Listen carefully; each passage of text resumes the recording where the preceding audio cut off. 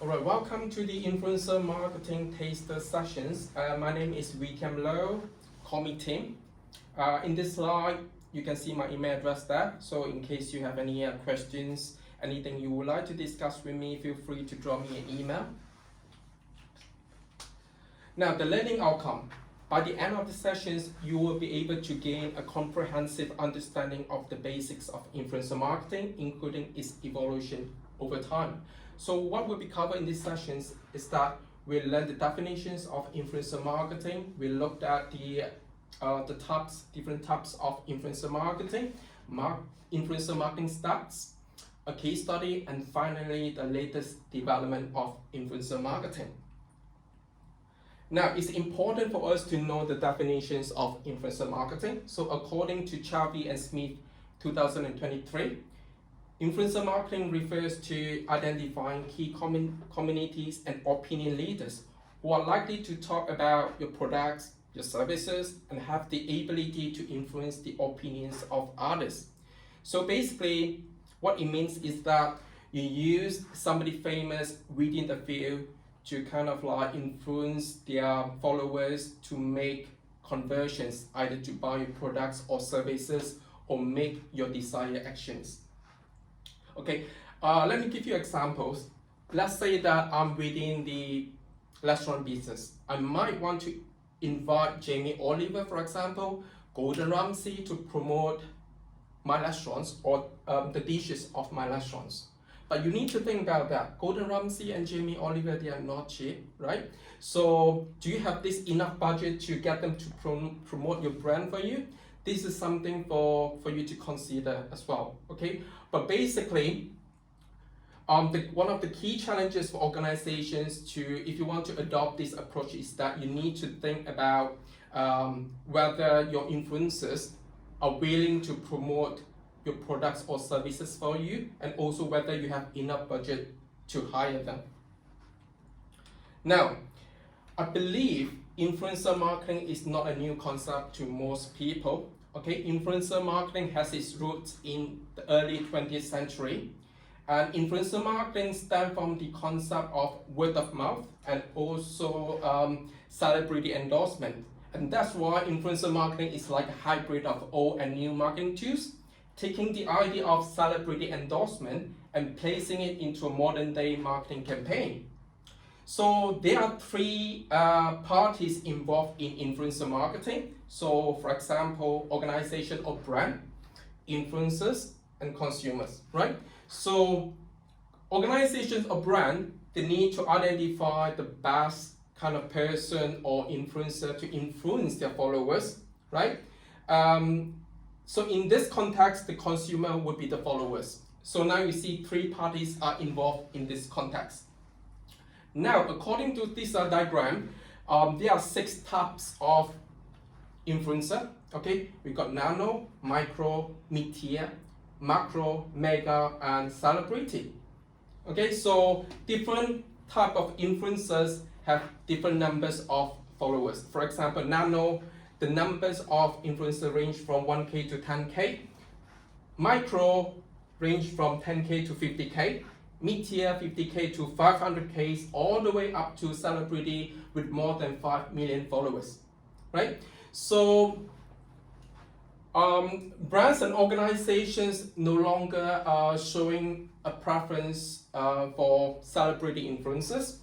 They turn to nano and micro influencers. Okay, that's because they believe nano and micro influencers have a better connections with their with their audience, according to Zeller 2024. And also, nano and macro are a lot cheaper. They are more open to feedback. They have a higher engagement with their content, and also they have a better access to a more niche communities. Now in this slide, we're going to look at the influencer marketing stats, right? So 90% of consumers trust peer recommendations. Consumers are 71% more likely to make purchase based on social media referrals, and 81% of consumers trust advice and information from blogs. So from here, what can you understand? We know that consumers or humans are easily influenced by somebody they trust, right? So what it implies in here is that from an organizational and influencer perspective, they need to have a good relationship or establish a good relationship with their consumers, okay? So in that way, the consumers or followers tend to be influenced by them.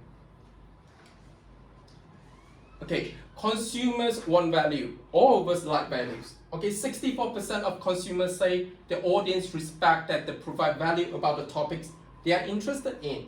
Okay, the value here, it could be entertainment value, it could be monetary value, it could be inspirational value, it could be social value, it could be escapism values. Okay, while 59% state that audience enjoy how they interact with them, listen and respond online. So from here, what we can understand is the interaction and engagement are always key. Okay, a lot of SMEs or small organizations, they tend to focus heavily on profitability. It is understandable profits or profitabilities are the ultimate goal of a business. However, it shouldn't be the key or the goal of the business or the campaign. Okay, the interactions and engagement should be focused on, and the profitability will follow later on.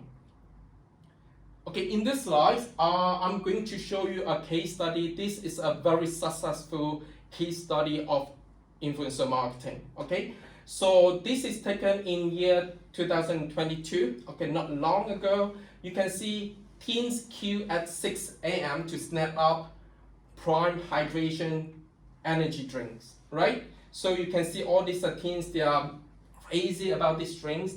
They're waiting to queue in the early morning just to buy these prime energy drinks. Okay, so this is a very successful case to show to you that if you use the influencers, in this case, Casey and Logan Paul, to promote the products at the right time, at the right channel, this is the effect you will achieve, right? So this is also effect that a lot of organizations are longing for. They want this kind of effect. So this is something for you to consider, okay, to identify the best influencers within the field, to do it at the right time, choose the right channel. Now, in this slide, we're going to look at the latest development of influencer marketing, okay? At first glance, all these influencers in this slide, it could be a human to you, but in fact, they are not real human. They are computer-generated avatars, okay? Like the one in the middle, you can see here, Lea Michaela. This is the most successful case, okay, virtual influencer. It received more than 3 million followers on Instagram. Okay, the one on the right, Emma, received more than 300,000 followers on Instagram. And Bermuda is Bay and Sudo both received more than 200,000 followers on Instagram. So all these are examples to illustrate to you that this could be the future of influencer marketing. A lot of big brands, for example, like Prada, H&M, KFC, Samsung, they are slowly moving towards this space or landscapes, right? So this area definitely deserves our attentions. A lot of research being done within this space to investigate parasocial relationship, anthropomorphism, for example, authenticity, attractiveness, and also the trustworthiness, right? So this is something we like to know more about, okay, the new insights. Okay, now, here I presented a few references, okay, and also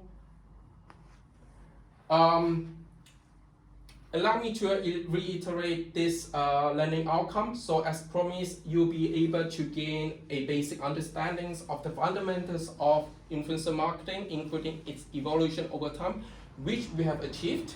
So finally, I would like to thank you for taking your time to attend this taster sessions. Again, my name is Thiam Low, call me Thiam, and my email address is there. Feel free to drop me an email if you have any questions.